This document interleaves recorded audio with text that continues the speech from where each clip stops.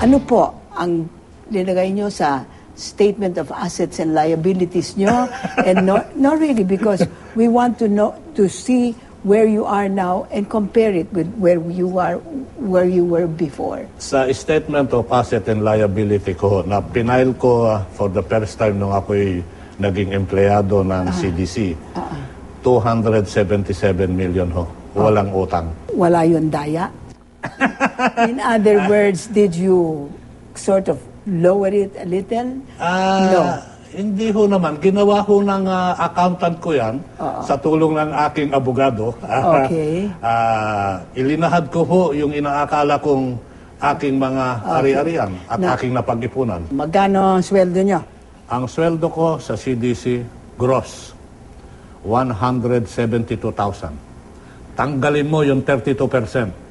Ang take-home pay ko, mga 120,000. Okay. But that is not the end of the story. Okay, what is the story? Meron hong mga benepisyo at mga pribilehiyong nakaakibat sa posisyon.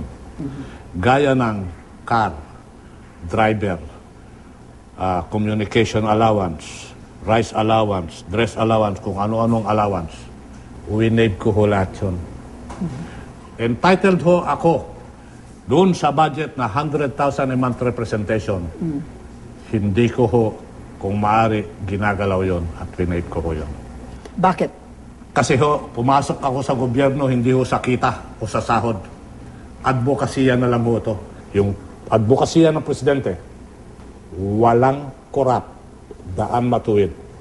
Binawal ko yung walang tatanggap, walang hihingi. Lunch and dinner, subject to my approval. Locators. Anong ibig sabihin yung lunch and dinner subject? Hindi ho sila pwede mag-lunch or dinner with the locators sa Clark.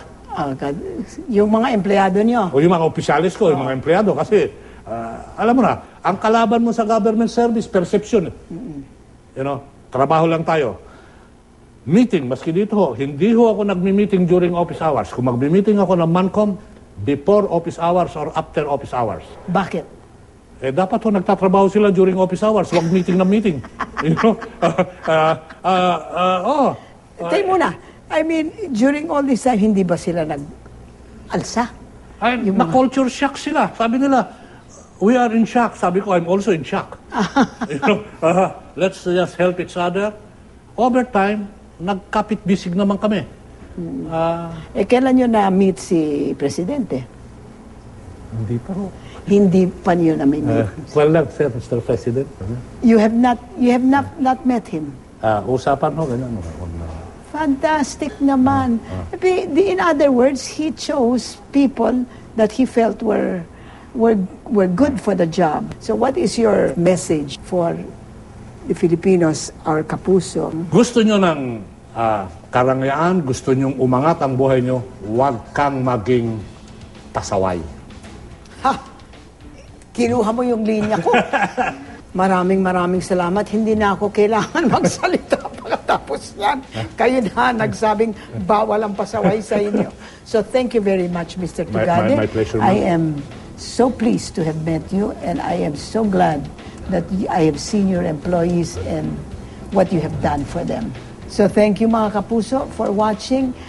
I want you to know that this has been one of the most inspiring stories that I have seen with respect to a Filipino who has gotten up in this world and brought up a lot of other Filipinos in his wake. Hindi ba? Ewan ko ba, but it is something that we should all emulate.